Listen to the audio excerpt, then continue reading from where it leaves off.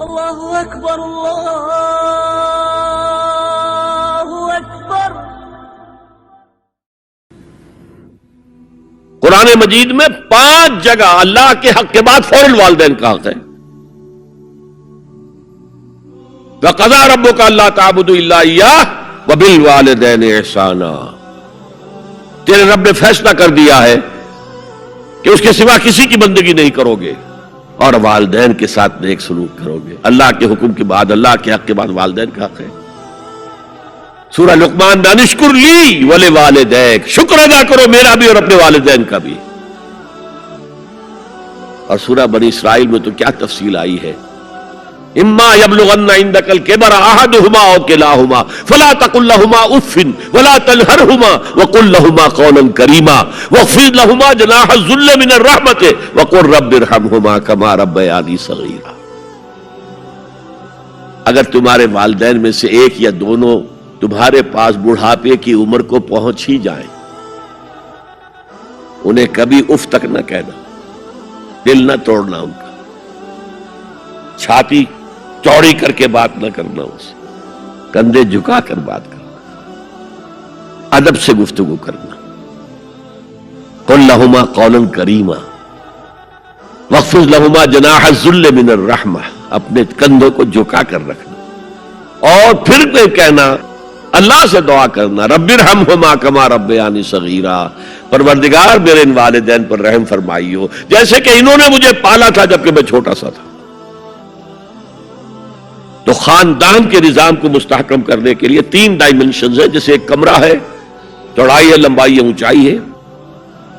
پہلے تو شوہر اور بیوی کے درمیان بانڈ آف لو،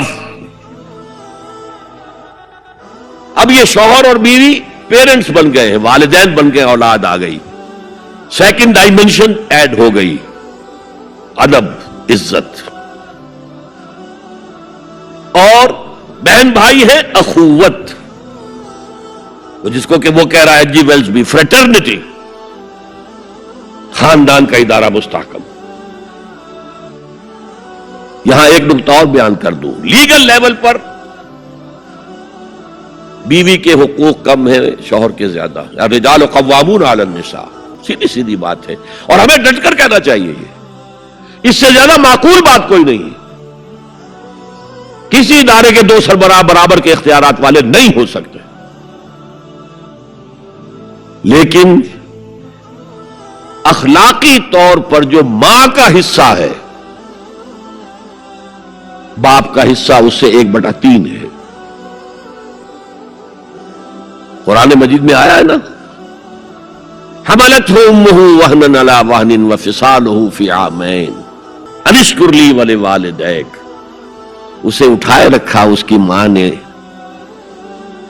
اپنے پیٹ میں، کمزوری پر کمزوری جھیل، کمزوری تو ہو رہی ہے، اس کا خون چوس رہا ہے اندر، جھوک جو ہے وہ چوس رہی ہے خون اس کا، اور سب ماؤں کو تو اتنی نرشمنٹ موجود نہیں ہوتی کہ آپ پریگننسی میں اس کے لیے ضروری نرشمنٹ فراہم کر دیں۔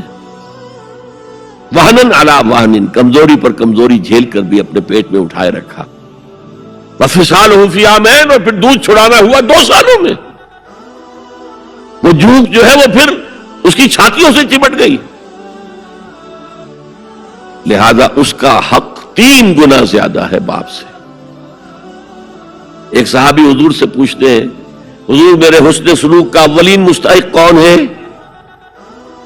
فرمایا تمہاری والدہ۔ پھر پوچھا ان کے بعد کون؟ پھر کہا تمہاری والدہ۔ پھر پوچھا ان کے بعد کون؟ پھر کہا تمہاری والدہ۔